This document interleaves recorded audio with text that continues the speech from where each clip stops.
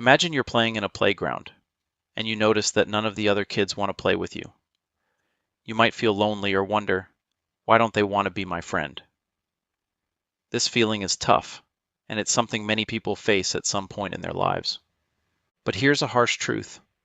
Lack of friends often indicates that you are not connecting with others in a way they need or expect. It's not always about being bad or unlikable, but it's about how relationships work in real life. Let me explain this in detail. Friendship is a two-way street, not a one-way road just for you. Friendship isn't something you own. It's not a toy, a video game, or a snack you keep in your pocket and pull out only when you're bored. Friendship is more like a bridge, one that connects you and another person. But here's the big secret. You can't walk on a bridge if the other side is broken. If only one person is doing all the work, the friendship collapses. You see, real friendship is built on something called give and take. That means you give your time, your attention, your kindness, your help, and you also take those things in return. It's like playing catch. If you throw the ball, but the other person never throws it back, how long will the game last? Not long. You'll get tired, maybe even angry, and walk away. That's what happens when someone only takes in a friendship and never gives. Let's imagine a kid named Sam. Sam always wants to play his favorite video games. He picks the movie, the game, the snack, and even chooses the seat on the bus. He says, "If you don't like it, don't play with me." At first, the other kids go along with it. Maybe they like Sam. Maybe they think, well, just today. But then Sam does it again, and again, and again, until the day comes when the other kids quietly stop inviting him. Not because they're mean, but because they're tired of being treated like background characters in Sam's show. Now here's the controversial part. A lot of people think they're good friends just because they're around. But that's not true. Just being there isn't friendship. Demanding attention, getting jealous when your friend plays with someone else, or getting angry when they don't text back immediately. That's not love. That's control. It's not friendship. It's ownership. And friends aren't your property. They are free people with their own likes, their own moods, and their own lives. Here's a fact that might surprise you. Even adults struggle with this. Some grown-ups think that because they've been friends with someone for years, they deserve their loyalty forever. Even if they stop being kind, stop listening, or stop giving anything in return. But time doesn't equal effort. 10 years of selfishness isn't better than 1 year of true kindness.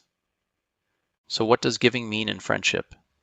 It doesn't mean buying gifts or always agreeing. It means listening when your friend is sad.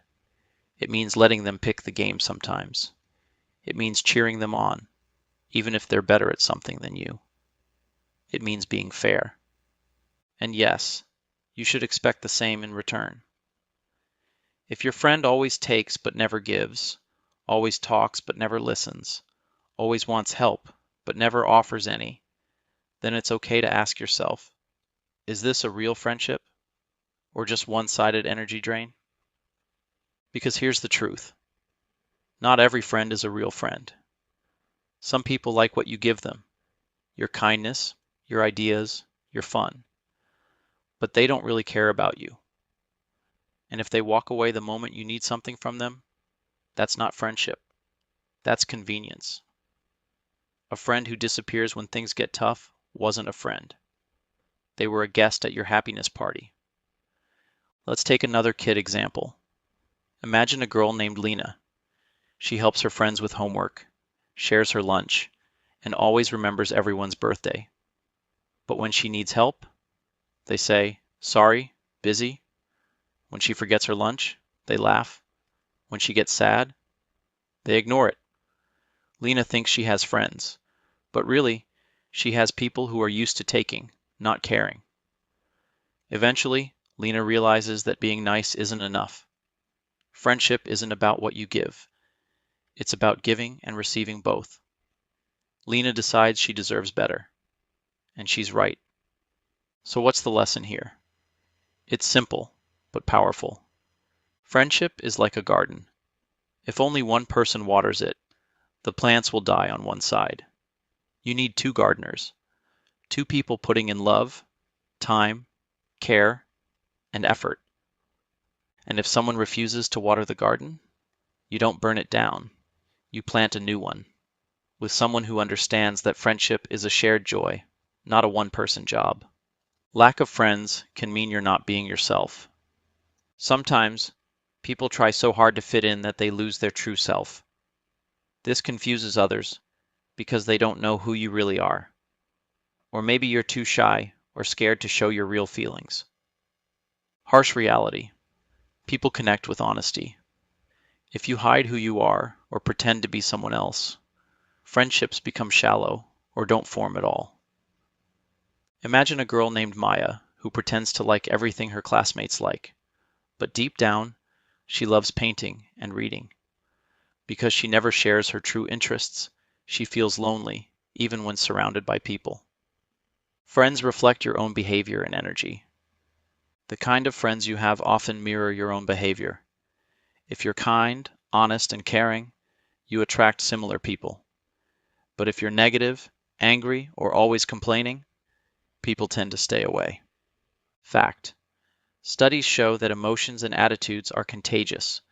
People naturally avoid those who bring constant negativity. Family is not always a substitute for friends. Many believe that family can replace friends, but family relationships are different. They are often based on obligation, not choice. Sometimes family members don't understand you or support you the way friends do. A boy feels lonely because his parents are busy and don't listen to him. Even though he has family, he feels like he has no one to share his secrets or dreams with. Even pets can't replace human connection. Pets like dogs or cats can be loving companions, but they don't replace human friendships. Pets don't talk, share feelings, or understand complex human emotions. They offer comfort, but not the full connection that friendship provides. The brutal reality. Life is often lonely. Life can be lonely, and many people feel isolated at some point. The world is huge, and not everyone will like you or want to be your friend. This is not your fault. It's just how life works. But here's the catch. If you want friends, you have to work on yourself first. You need to be kind, honest, and open. You need to listen more than you talk. You need to respect others' feelings and boundaries. Why do some people have many friends and others don't? Social skills. Some people naturally understand how to connect with others. Others need to learn. Confidence. Being comfortable with yourself makes others comfortable around you. Shared interests. Friends often bond over common hobbies or values. Effort. Friendship requires time and energy. What can you do if you lack friends? Be kind to yourself first. Don't think you're worthless. Work on listening. People love to be heard. Find groups or clubs with your interests. Shared hobbies create bonds. Be patient. True friendships take time. Learn to accept rejection. Not everyone will like you, and that's okay. The truth that sets you free. Lack of friends doesn't mean you're a bad person. It means you need to grow, understand yourself, and learn how to connect. Life is hard and sometimes lonely, but it also offers endless chances to build real relationships. Remember, friendship is not a prize you win. It's a garden you cultivate with care, patience, and honesty.